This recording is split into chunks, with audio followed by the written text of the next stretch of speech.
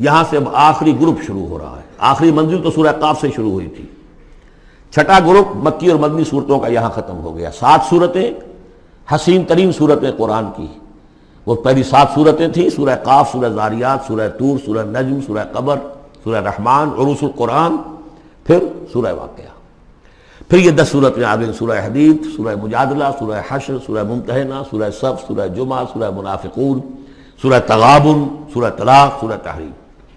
اب پھر یہ مکی قرآن مجید یہ آخری گروپ ہے. اس میں بھی پہلی 6 صورتیں جو ہیں وہ 3 کے سب گروپس کی شکل میں ہیں. سورہ ملک بڑی، جیسے سورہ قاف وہاں تھی اسی مقام پر یہاں سورہ ملک ہے. بہت جامع اس کی تاثیر، اور یہ بہت حضور کو عزیز تھی. آپ کی یہ معمولات میں سے تھا، رات کو سوتے ہوئے آپ سورہ ملک پڑھا کرتے تھے اور اس کی آپ نے تلقین کی ہے. بسم اللہ الرحمن الرحیم. تبارک الذی بیدہ الملک وہو علی کل شیء قدیر. بڑی بابرکت ہے وہ ہستی جس کے ہاتھ میں ہے بادشاہی، راج اس کا ہے. یہ ہے دین کا سیاسی پہلو. پوری کائنات پر اس کا راج چل رہا ہے. دنیا میں بغاوت ہے. کیوں ہے؟ وہ اپنے ایمان کے دعوے داروں کا امتحان لینا چاہتا ہے بس. ورنہ سورج، چاند، گیلیکسیز، پوری کائنات اور خود ہمارے جسم کا ایک ایک ذرہ اس کے قانون کا پابند ہے، تابع ہے. ہمارا جسم ہمارے اختیار میں کہاں ہے؟ میں تنگ آ جاتا ہوں، 2 دن ہوتے ہیں یہاں سے تو طبیعت خراب ہو جاتی ہے، جب تک کہ پھر وقت لگتا ہے کینچی لے کر بیٹھتا ہوں. اگر میں چاہوں کہ یہاں بال نہ آئے، میرا جسم ہے، میرا تو اختیار نہیں، وہ تو آئیں گے. تو ہمارا جسم بھی جہاں تک اس کی فزیولوجی کا تعلق ہے، اس کی اناٹومی کا تعلق ہے، یہ سارا اللہ کے قانون کے تابع، میرے تابع تو نہیں. میں چاہوں میرا دل ذرا رک جائے، جب چاہوں میں اس کو سٹارٹ کر دوں تو یہ تو نہیں ہوگا. جب بند ہوگا بند ہو جائے گا، میرے اختیار میں نہیں ہے. لیکن یہ کہ جو ہماری اختیاری زندگی ہے اس میں ہم نے طے کر لیا ہے کہ اللہ کی نہیں مانیں گے، اپنی مانیں گے، اپنی مانیں گے، اپنی بیویوں کی مانیں گے، اور جو بھی نظام ہے اس کے ساتھ وفاداری کریں گے، چاکری کریں گے، ان کی ملازمت کریں گے، ان کے رتھوں کے اندر ہم بیل بن کر جتیں گے تاکہ ہمیں عیش ملے، دنیا کے اندر ہمارے لیے مقامات ہوں، ہماری عیش بس اللہ اللہ خیر صلی اللہ. تو یہ ہے اصل میں امتحان. ورنہ بادشاہی یہاں اب بھی اسی کی ہے. یہ صرف ہلدی کی گانٹھ ہے جسے لے کر ہم پنساری بن کر بیٹھ گئے.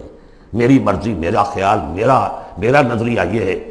اور ہمارے نزدیک جو ہے طریقتکم المثلی، ہمارے جو کلچر ہے، مثالی نظام جو ہم نے بنایا ہے، ہمیں اس کی حفاظت کرنی ہے.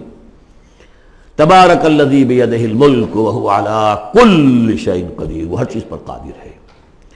الذی خلق الموت والحیاۃ لیبلوکم ایکم احسن عملا. اب دیکھیے ہم نے حیات انسانی کا جو اب تک سمجھا ہے، جس کو کہ عمر نے، جو کہ بہت بڑا شاعر ہے، اس نے اپنی بیوی سے خطاب کر کے کہا ہے حیات ثم موت ثم بعث حدیث و خرافات یا ام عمری. یہ کیا ہے؟ زندگی پھر موت پھر زندگی، یہ کیا؟ یہ سب حدیث و خرافات معاذ اللہ. ہم نے بھی دیکھا پہلے کنتم امواتا فاحیاکم ثم یمیتکم ثم یحییکم ثم الیہ ترجعون. یہ وقفے کیوں ڈالے گئے؟ یہ موت کا وقفہ کیوں ڈال کر زندگی کا ایک حصہ نکال دیا علیحدہ؟ 30 40 50 60 سال یہ دنیا کی زندگی، پھر موت کا وقفہ. موت ایک زندگی کا وقفہ ہے، یعنی آگے بڑھیں گے دم لے کر. کیوں؟ اس کی حکمت بتائی جو ہم پڑھائیں سورہ واقعہ میں. قدرنا بینکم الموت، تمہاری ہی زندگی کا تسلسل ہے جس میں ہم نے ایک وقفہ موت کا ڈال دیا ہے. حیات لیبلوکم ایکم احسن عملا. یہ جو چنک علیحدہ کیا ہے یہ اس لیے کہ تمہاری آزمائش ہو، امتحان ہو، تمہیں جانچا جائے. وہ 3 گھنٹے کا امتحان ہوتا تھا جو دیتے تھے تم کبھی اسکولوں میں، اب یہ 30 برس کا سمجھ. اور واقعی 30 برس ہی ہوتے ہیں آدمی کے پاس. پہلی زندگی کے 20-25 برس ویسے گزر گئے، شعوری ابھی نہیں ہے. اور پھر ایک خاص عمر کے بعد جو ہے اعضاء ڈھیلے پڑ گئے، اور پھر یہ کہ کہ لا یعلم من بعد علم شیئا. 30 نہیں ہوں گے 40 مل جائیں گے آدمی کو. کام تو یہی ہوتا اس کی زندگی کا. لیکن اس لیے ہے لیبلوکم ایکم احسن عملا، تاکہ تمہیں جانچے پرکھے دیکھے تم میں سے کون ہے اچھے عمل کرنے والا. اب دیکھیے علامہ اقبال کی جو نظم ہے زندگی کے موضوع پر، واقعہ یہ ہے کہ بہت چوٹی کی چیز ہے، بہت عمدہ چیز ہے. تو اسے پیمانہ امروز فردا سے نہ ناپ، جاویداں پہم دواں ہر دم جواں ہے زندگی۔ قلزم ہستی سے تو ابھرا ہے مانند حباب، جیسے سمندر میں ایک بلبلا سا ہوتا ہے، کتنی زندگی ہوتی ہے بلبلے کی۔ قلزم ہستی سے تو ابھرا ہے مانند حباب، اس زیاں خانے میں تیرا امتحان ہے زندگی۔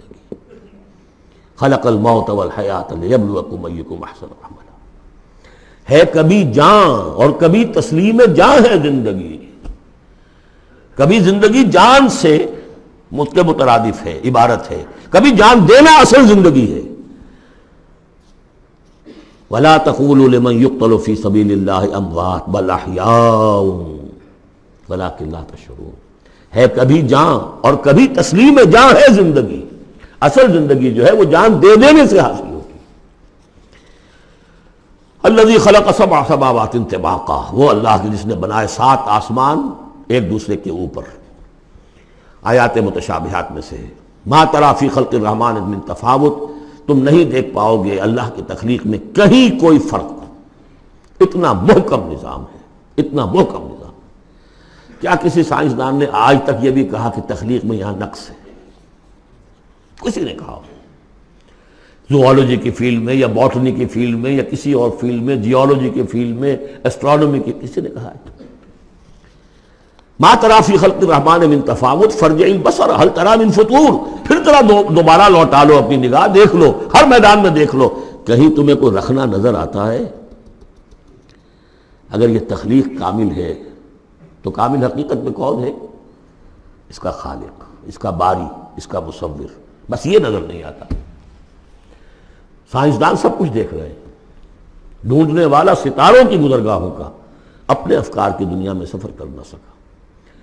بڑے بڑے صاحب بصیرت و بڑے بڑے عقل مند اپنی ناک تلے کے پتھر سے ٹھوکر کھاتے ہیں، دیکھ رہے ہیں ٹیلیسکوپ سے ٹھوکر کھا رہے ہیں وہاں جو سامنے پتھر پڑا ہوا ہے اس سے۔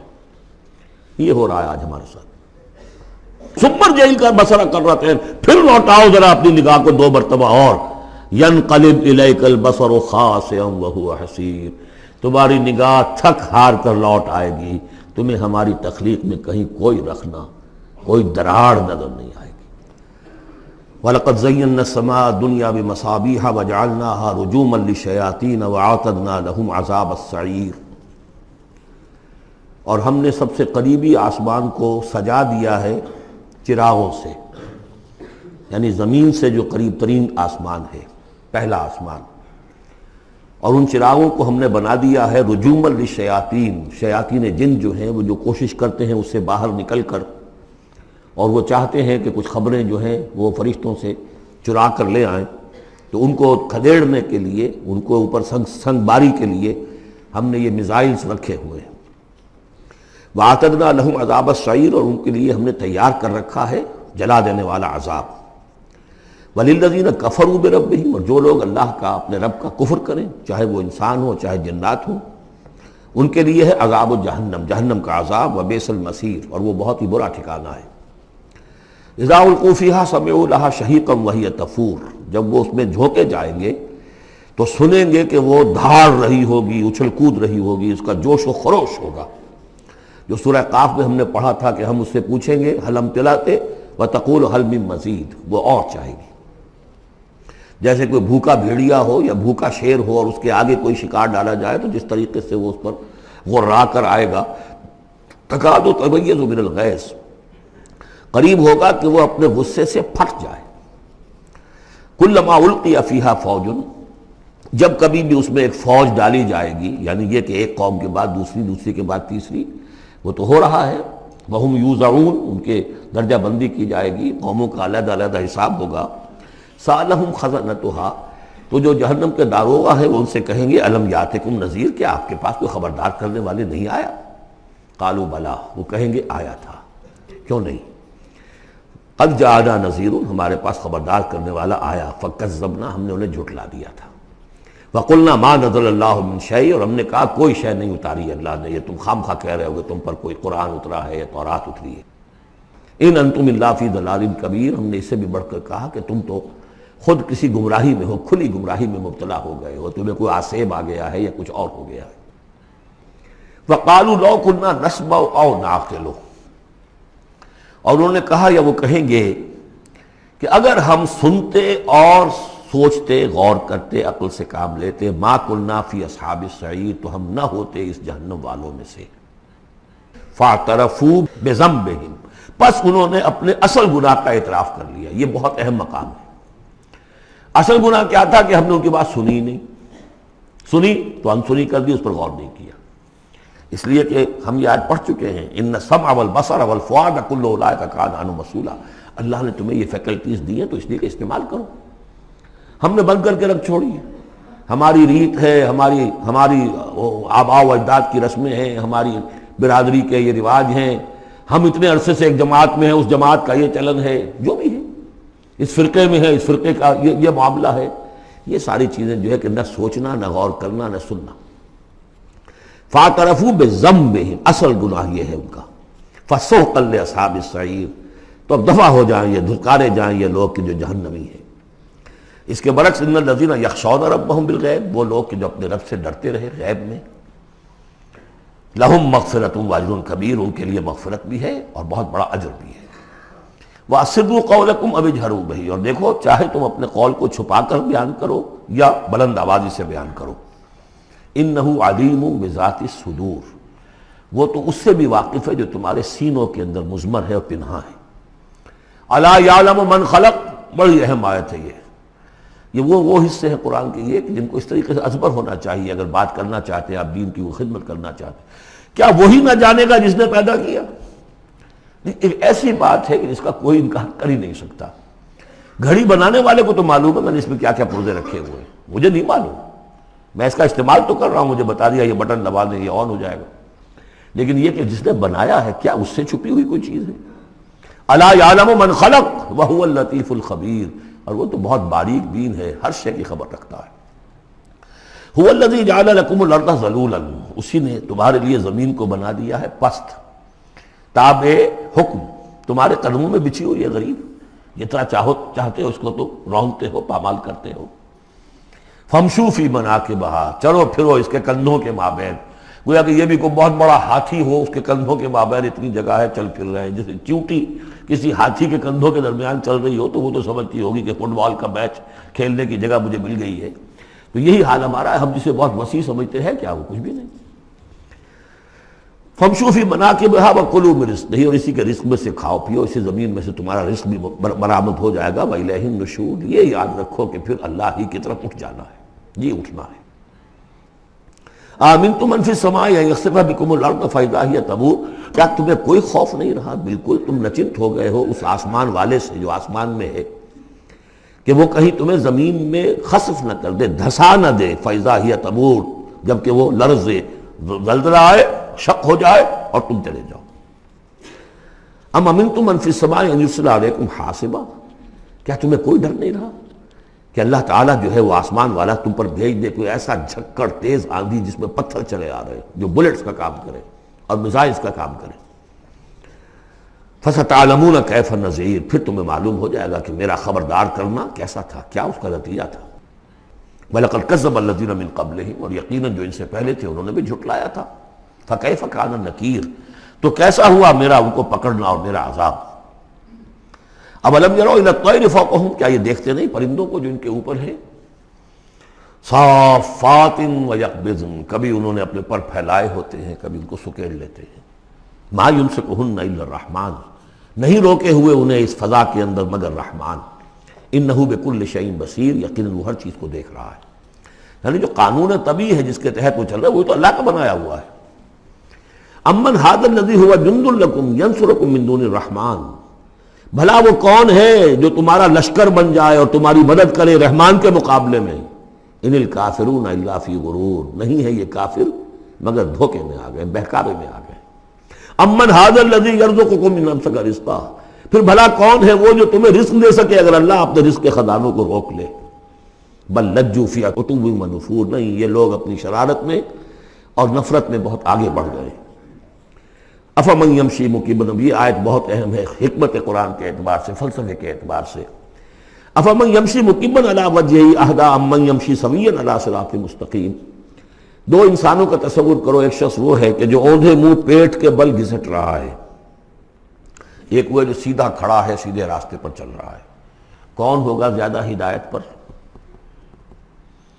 اس میں نقشہ کھینچ دیا گیا ہے، جو لوگ حیوانی سطح پر زندگی بسر کر رہے ہیں صرف انسٹنکٹس کی وجہ سے زندہ ہیں، پیٹ معاشی جدوجہد اسی کے لیے زندہ ہیں، گھسٹ رہے ہیں اسی میں، وہ اس اوندھے پڑے وہ انسان کے معنی نہیں جنہیں آگے کا کچھ پتہ نہیں، آگے کہاں جانا ہے، وہ تو ان کے انسٹنکٹس انہیں چلا رہے ہیں، بالکل اینیمل لیول کے اوپر زندگی گزار رہے ہیں، اوندھے منہ، انہیں کیا نظر آئے گا راستہ کون سا ہے، کدھر جانا ہے؟ ایک شخص کھڑا ہے سیدھا، اپنی منزل اس نے معین کر لی ہے۔ یہ بالکل وہی فلسفہ ہے جو سورہ حج میں آ چکا ہے۔ انسان حقیقت میں وہی انسان ہے جس نے اپنا کوئی آدرش، کوئی نصب العین، کوئی مقصد، کوئی آئیڈیل زندگی میں بغیر کسی نصب العین کی زندگی گزار رہا ہے۔ ہی از این اینیمل، اولئک کالانعام بل ھم اضل۔ حیوانات جو ہیں یہ چوپائے، ان کی زندگی کا کوئی مقصد نہیں ہے، وہ تو اللہ نے ہمارے کام کے لیے پیدا کر دی۔ آپ انہوں کاٹوں گوشت کھائیں اور ان کی چڑوں سے جوتیاں بنائیں اور جی رہے ہیں وہ خالص انسٹنکٹس کے اوپر، ان کی جبلتیں ہیں، صرف جبلت کے تحت ہیں۔ انسان صرف حیوان نہیں ہے، اس میں کچھ اور ہے، اور اس کے لیے کوئی آئیڈیل۔ ضعف الطالب والمطلوب، جتنا اونچا آئیڈیل ہوگا اتنا ہی اونچا انسان جائے گا، لیکن جس کا کوئی سرے سے آئیڈیل نہیں وہ نرا حیوان ہے۔ آخر چوپائے بھی تو اسی طرح چلتے ہیں نا۔ افمن یمشی مکبا علی وجہہ اہدی امن یمشی سویا علی صراط مستقیم، سیدھا راستہ اور اس کی منزل معین ہے، مجھے ادھر جانا ہے۔ دنیا میں ہماری منزل اقامت دین، حقیقت میں زندگی کی منزل آخرت، رضائے الہی کا حصول۔ قل هو الذی انشأکم وجعل لکم السمع والابصار والافئدہ، کہہ دیجئے وہی ہے جس نے تمہیں انشاء اٹھانا، تمہیں بنایا، بڑھایا، وجعل لکم السمع والابصار والافئدہ، تمہیں کان دیے، آنکھیں دی اور دل دیے یا عقل دی۔ عام طور پر قرآن میں سمع پہلے کیوں آتا ہے اور بصار بعد میں کیوں آتا ہے؟ انسانی علم کا جب آپ جائزہ لیں گے تو اس میں پہلا حصہ ہوتا ہے جو پہلی نسلوں نے علم حاصل کیا ہوا ہے، اس کو آپ اخذ کرتے ہیں اپنی سماعت سے۔ آپ سنتے ہیں، کلاس میں لیکچر ہو رہا ہے، پروفیسر لیکچر دے رہا ہے، جو کچھ ہوا ہے پہلے وہ آپ نے پچھلی نسلوں کا جو بھی ذخیرہ معلومات ہے وہ جمع کیا، اب آپ نے آبزرو کیا، کچھ اور معلومات حاصل کی، کچھ نئی حقیقتیں آپ پر منکشف ہوئیں، اور پھر آپ نے اس کو جوڑا، ایک قدم آگے گئے۔ ان السمع والبصر والفؤاد کل اولئک کان عنہ مسئولا قلیلا ما تشکرون، بہت کم ہی شکر ہے جو تم کرتے ہو۔ قل هو الذی ذرأکم فی الارض والیہ تحشرون، کہہ دیجئے اسی نے تمہیں پھیلا دیا ہے زمین میں اور اسی کی طرف تم اکٹھے کر دیے جاؤ گے، جمع کر دیے جاؤ گے۔ وَيَقُولُونَ مَتَىٰ هَٰذَا الْوَعْدُ إِن كُنتُمْ صَادِقِينَ، وہ کہتے کب ہوگا یہ وعدہ، کب پورا ہوگا، اگر تم سچے ہو تو بتاؤ۔ قُلْ إِنَّمَا الْعِلْمُ عِندَ اللَّهِ، کہہ دیجئے کہ اس کا علم اللہ کے پاس ہے۔ آخرت کب آئے گی؟ وَاللَّهُ عِندَهُ عِلْمُ السَّاعَةِ، اللہ ہی کے پاس اس کا علم ہے۔ وَإِنَّمَا أَنَا نَذِيرٌ مُّبِينٌ، اور میں تو بس صرف ایک واضح اور صاف صاف ڈرا دینے والا ہوں، اس کے سوا میری ذمہ داری کوئی نہیں۔ فَلَمَّا رَأَوْهُ زُلْفَةً، پھر جب وہ دیکھیں گے اس کو، قریب آ گئی، سیئت وجوہ الذین کفروا، تو ان کے چہروں کے حلیے بگڑ جائیں گے، برے ہو جائیں گے ان کے چہرے، ان کافروں کے۔ وقیل ھذا الذی کنتم بہ تدعون، اور کہا جائے گا یہ ہے وہ جس کو تم مطالبہ کرتے تھے کہ لاؤ اور لے آؤ جلدی سے۔ قل ارأیتم ان اہلکنی اللہ ومن معی او رحمنا فمن یجیر الکافرین من عذاب الیم، اے نبی ان سے کہیے دیکھو اگر مجھے میرا اللہ ہلاک کر دے، یا اور جو میرے ساتھ ہیں ان سب کو بھی ہلاک کر دے، یا اللہ تعالی ہم پر رحم فرمائے، سوال یہ ہے کہ تمہیں کون بچائے گا، کافروں کو کون بچائے گا عذاب علیم سے؟ ہمارا جو بھی ہو ہم ناکام رہ جائیں، تمہارے نزدیک ناکام ہو گئے، ہمارے نزدیک تو کوئی ناکامی ہے ہی نہیں۔ حل تربصون بنا الا احدی الحسنیین، دو اعلیٰ صورتیں ہیں، ان میں سے تیسری کوئی صورت ہے ہی نہیں۔ یا ہمارا رب ہمیں سب کو جام شہادت نوش کروا دے، کامیابی کامیابی، سب سے بڑی کامیابی تو یہی ہے، اور کامیاب ہو کر اگر واپس آ گئے تو تم بھی کہو گے کہ کامیاب ہے۔ لیکن تم سوچو کہ کافروں کو کون بچائے گا دردناک عذاب سے؟ قل هو الرحمن آمنا بہ، کہہ دیجئے وہ رحمان ہے، اس پر ہم تو ایمان لا چکے ہیں، وعلیہ توکلنا، اور اسی پر ہمارا توکل۔ نوٹ کر لیجیے یہ صورتیں جو ہے بالکل ابتدائی زمانے کی صورتیں ہیں۔ ابھی سمجھیے کہ یہ ابتدائی رد و قضا ہے، جس کی آخری شکلیں وہ ہیں جو سورہ انعام اور سورہ اعراف اور سورہ یونس اور سورہ ہود میں ہم دیکھا ہے۔ فَسَتَعْلَمُونَ مَنْ هُوَ فِي ضَلَالٍ مُبِينٍ، تو عنقریب تمہیں معلوم ہو جائے گا کہ کھلی گمراہی میں کون تھا، ہم تھے یا تم تھے۔